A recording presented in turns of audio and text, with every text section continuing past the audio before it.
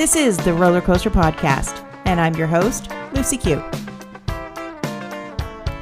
Life is a wild ride. It has twists and turns. It's scary, exciting, and downright fun. So throw your head back, arms in the air, and come along with me for the ride. Life is like a roller coaster, baby, baby. I wanna ride. When you were younger, maybe you imagined yourself riding on horseback through the wilderness, exploring places far and wide, climbing mountains, or taking in the beauty of an exotic beach. Did you dream of an adventurous life? And then somewhere along the line, you were told to grow up and live in the real world? Let me ask you this. Who said that we can't live an adventurous life of our dreams?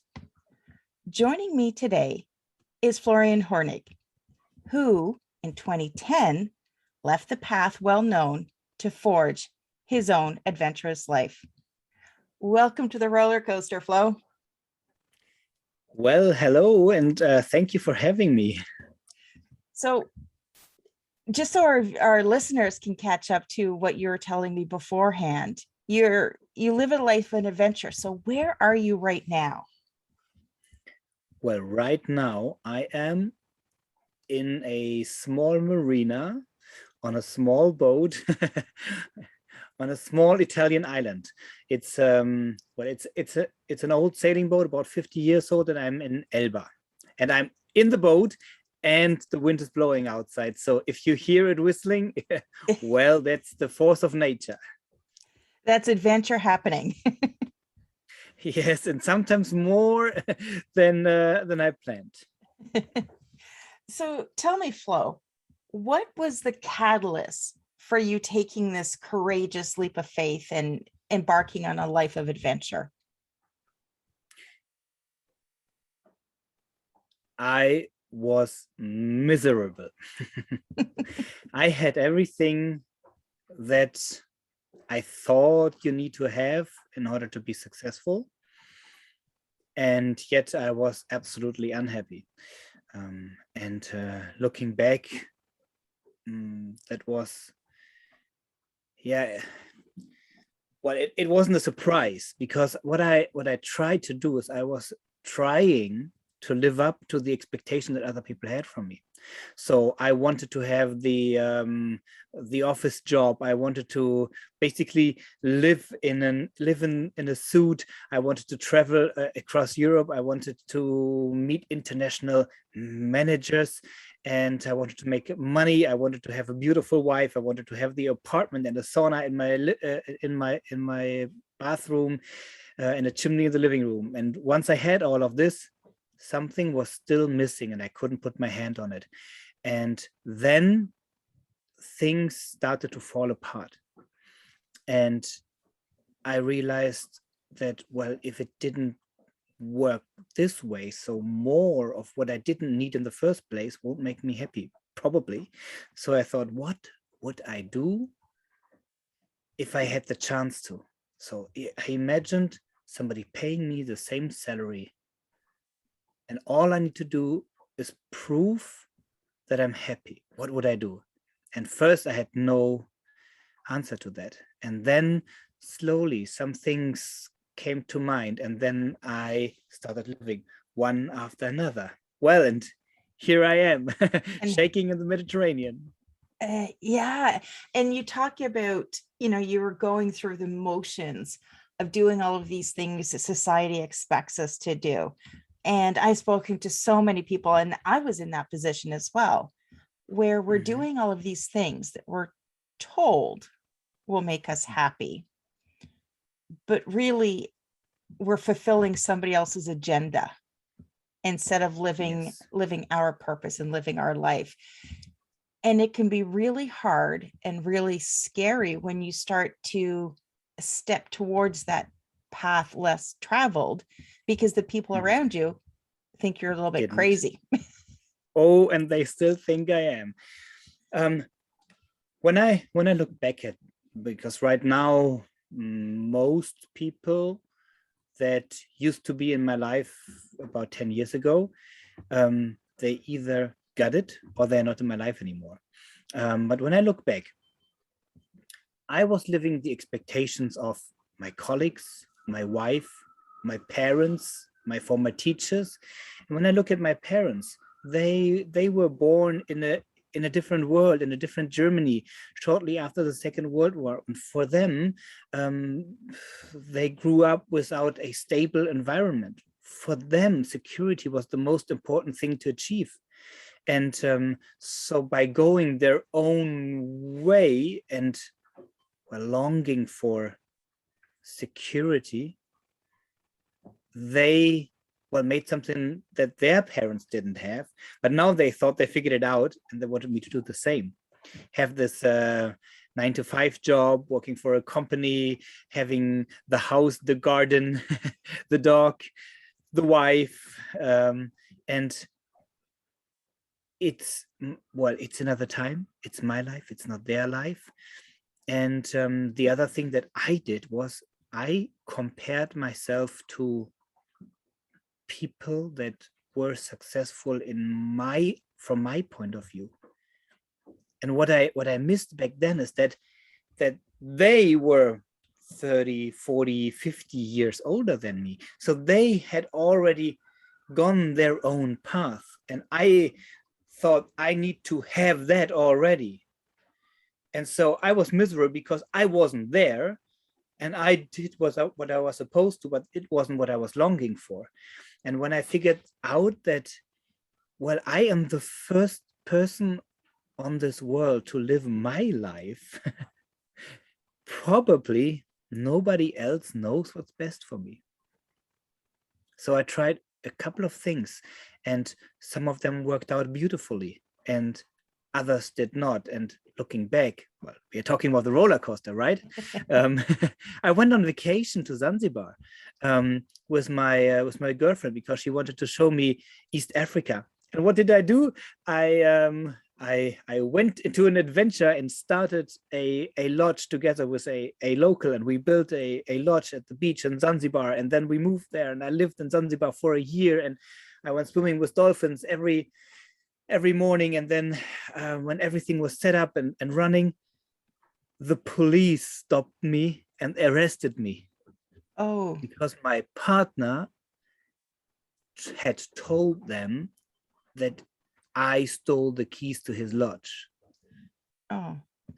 So everything fell into pieces. And then I had a shitstorm on Facebook because all of his friends and girls that loved him, they said that I'm trying to ruin a poor African family, trying to steal his property and steal his land and steal his money. And my Facebook timeline was full of people hating me all of a sudden. So this was a really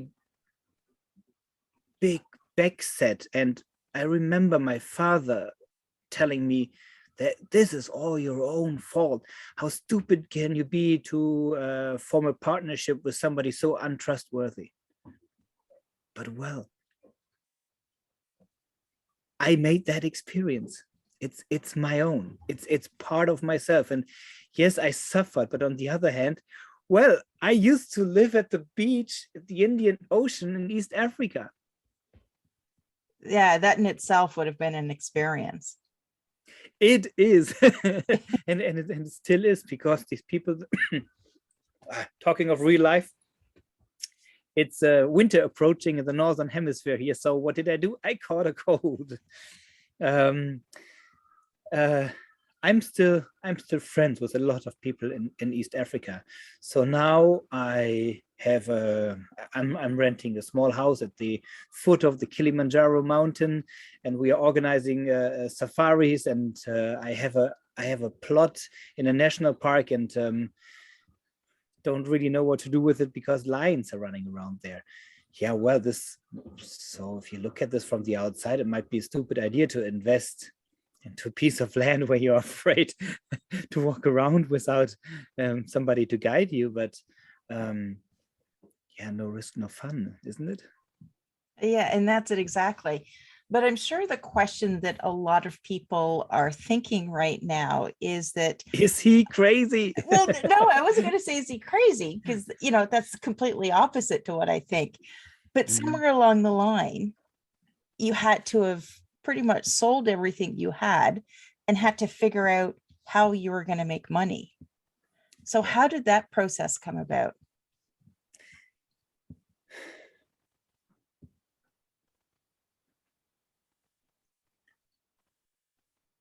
Well, that was the second or the third thought.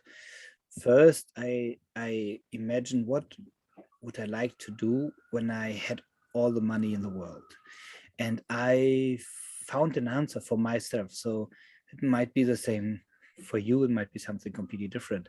For me, it was the wish to travel, to know other cultures, to see faraway places, to be in the jungle, to be in the desert, to be on the mountains, to be on the boat, and to discover, and learn.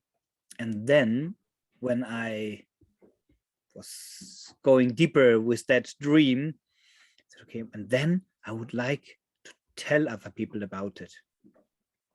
And I had no idea how, but what I dreamed of was becoming some version of a digital nomad, being in contact with other people and sharing my wisdom, at least sharing my experiences and asking them questions that I didn't ask myself before. So that was a dream that I couldn't put into words right away. What was the first step is that I went on a 4 weeks solo adventure by foot in the Moroccan Sahara. And when I came back, a lot of those people who thought I was crazy before had a lot of questions. And then I said, well, what do you think about doing this tour again next year together with my nomad friends and the camels and the fire under the well, I wanted to say blue sky. What is the black sky in the night? And so people came with me, and I transformed more and more into a coach, whether you want to call it a life coach. I still call myself an adventurer because I'm interested in the unknown, and I'm interested in the unknown, well, on the surface of the world and inside your brain. So I want to lead you to your own adventures. And then this came step by step by step. And on that path, one very important, I had one important realization that often I found a reason that I can't do something because I have to take care of this. Well, I still have to pay the rent. I have to be sure where the car is parked. I have to pay for things that I bought before. And I got rid of a lot of things because I felt that they were holding me back. And before I thought it's freedom when I own a lot of things because then I can do a lot of stuff. But at one point, I was only working to finance the stuff and I couldn't enjoy it anymore. And then I asked myself, what does really add joy to my life? And then I got rid of 90% of the stuff that I already owned. And that was the first time that I could see everything that I owned. And I found out, well, I don't need 90% of what I still own. And then I made a rule to myself because I like to own things because I like to use them. But very often I catch myself wanting something where I don't know yet how often I will use it. So I gave myself the rule from now on, when I let a new item into my life, I have to get rid of 2 other things I already own. And I did this for about a year or 2. And my life got easier and easier. And at one point, I had so little belongings that I let go of this rule. But every once in a while, so if I'm looking around now, so here's this microphone, there's the phone, there's the second microphone. So I still have I still have the tendency to have 3 microphones. and then I have to reevaluate. And I went from owning for the sake of it to the freedom to use things. So a lot of things I don't need to own anymore. I can share with others, or I can borrow for a certain time, or I buy them and then I sell them again. And this, well, I call this, the simplicity of happiness. And it's the same with the thoughts. Interestingly, this started with my belongings, and I found out the more I let go of the things I don't want in the first place, the more I can enjoy the other things. And that's the same with the thoughts.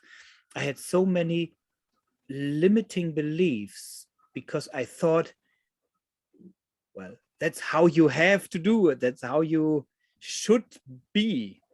And the more I let go and, well, rethink my thoughts and keep only those that I'm really proud of, life becomes easier. So for me, it's not about having more to become happy, but letting go of what you don't want. So if I'm allowed to say like one more concept of my mind about please do. That, well, it's a very simple realization, but it took me a while to figure that out, that I can only be at one place at a time. I can't be here and in the mountains. I can't be sailing and walking. And I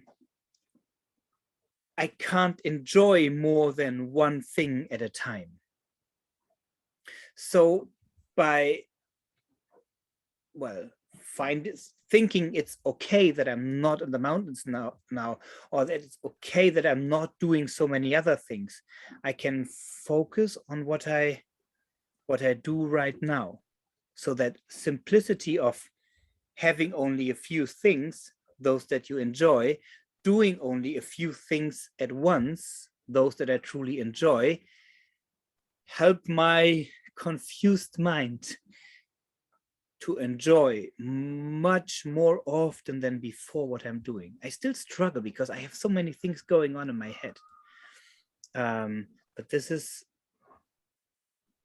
well, something that I am thriving for, and that I want to help the people I talk to discover for themselves. What is it that you want to do? Who is it you want to be? And what is it that you can do now that gets you one step closer?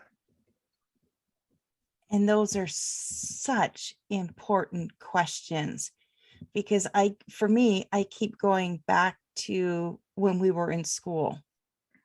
And they're teaching you all of these things because that's what you need to know to be successful in life, which I'm going to say probably 90% of it I haven't used.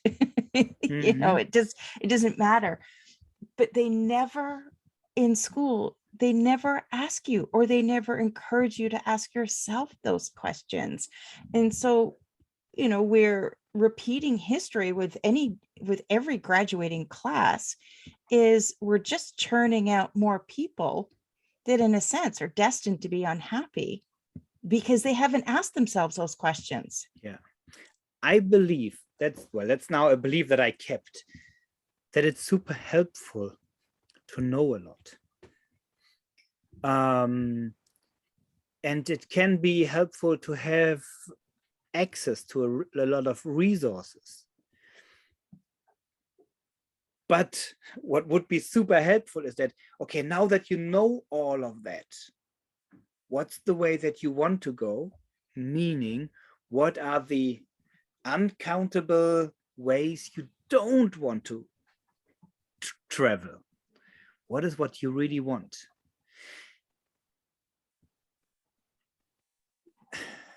It's more about saying no than saying yes. That's the difficult thing about having all these options in life. I did several years career consultancy for an international business school. And these people had the possibility to become everything they want in life. And their biggest struggle was that's what they wanted, everything in life. And they didn't dare to say no to 99.999% of all the other things. Because saying no gives you the possibility to say truly yes to something else. And why do you think we have such a hard time saying no?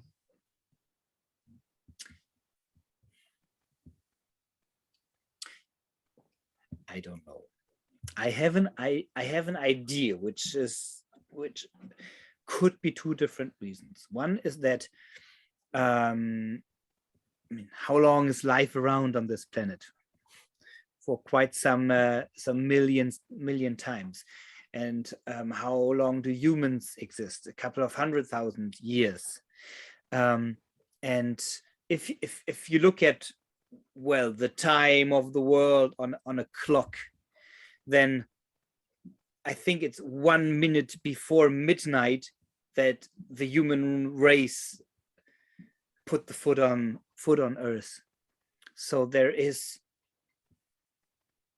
so much more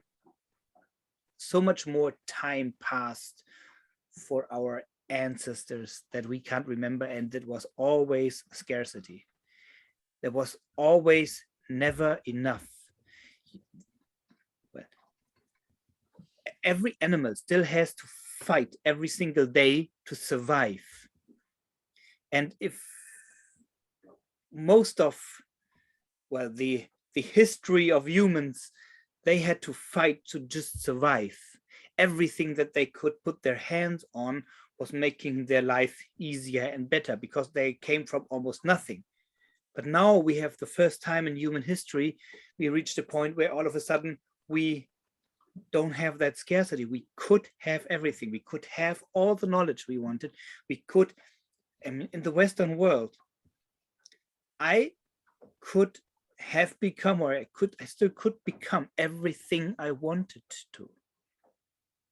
But do I want to be a doctor and an archaeologist?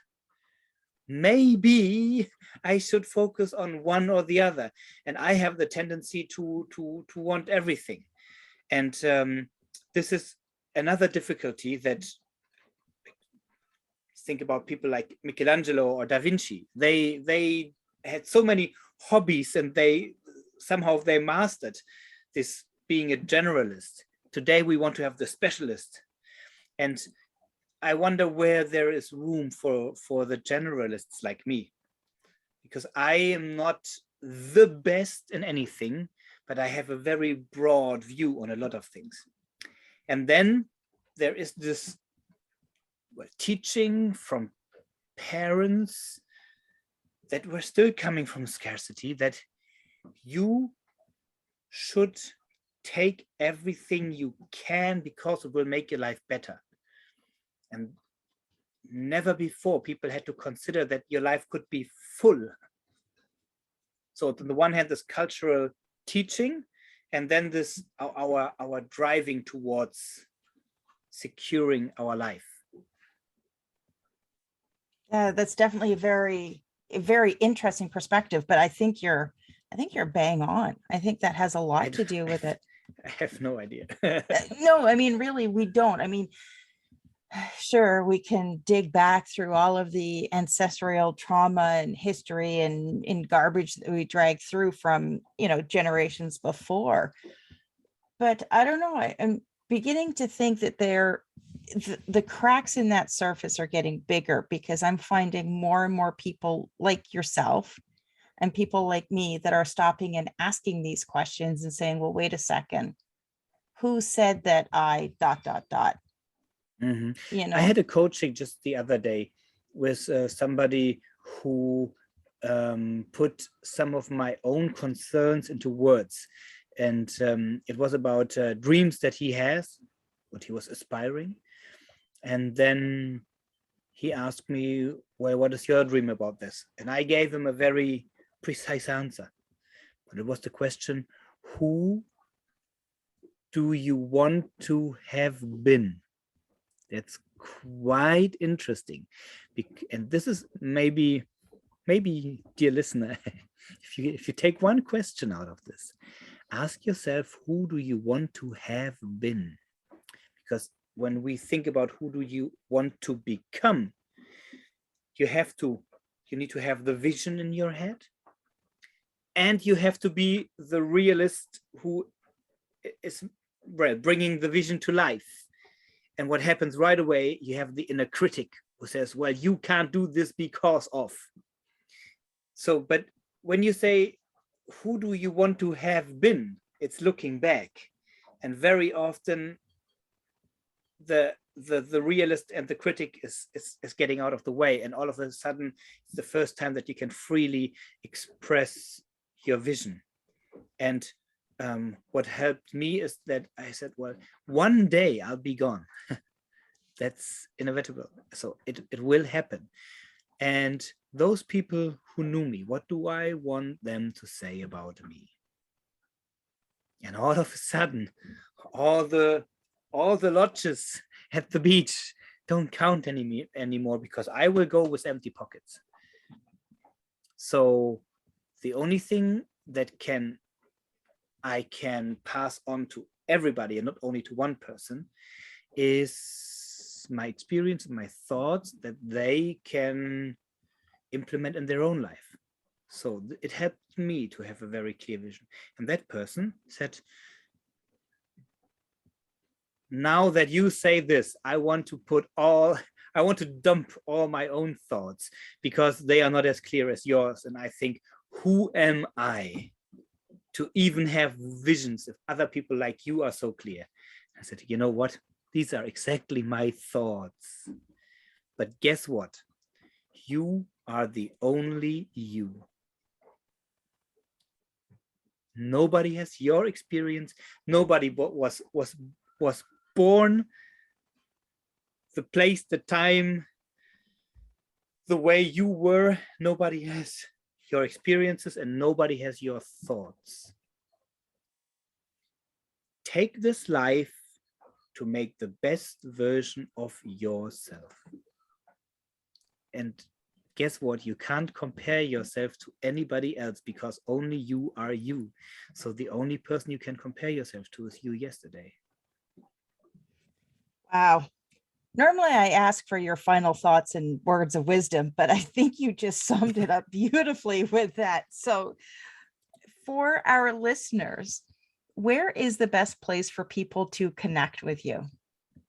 The World Wide Web, or somewhere on the ocean. Well, the most simple way is to just ask Dr. Google for simplicity of happiness. And if you combine that with my name, you should be sure to come to my website. There's a podcast, the website, some articles, contact formula, and everything that's interesting you should find from there. If you're looking at connecting with Flo, make sure you check out the show notes. I will have all of the links in there. And Flo, thank you so much for joining me and sharing your story today. You're welcome. It was a pleasure.